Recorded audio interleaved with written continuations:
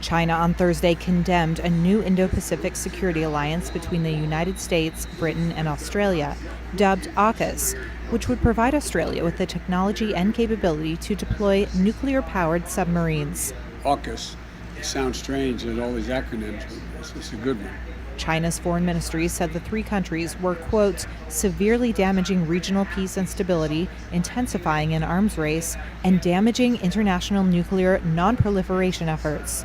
And the backlash is not just coming from China.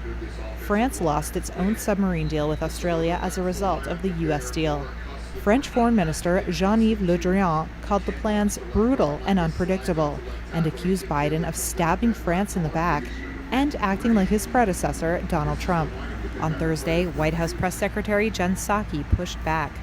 But we are engaged closely, and we were engaged in advance of this announcement with leaders in France about this purchase. They were aware in advance of the announcement. EU Foreign Policy Chief Josep Borrell said he was not consulted on Wednesday's agreement. I guess a deal of this nature wasn't cooked up the other day. It takes a while. Despite that, no, we were not consulted. The U.S. and its allies are looking for ways to push back against China's growing power and influence, particularly its military buildup.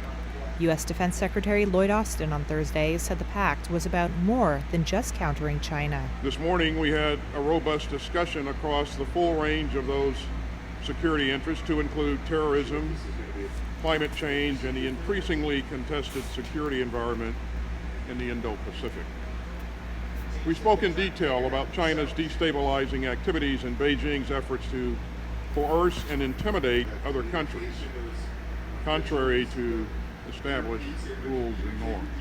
The U.S., UK, and Australia all stressed it would not be fielding nuclear weapons, but that Australia would be using nuclear propulsion systems for the vessels to guard against threats. U.S. officials did not give a time frame for when Australia would deploy a nuclear-powered submarine or how many would be built.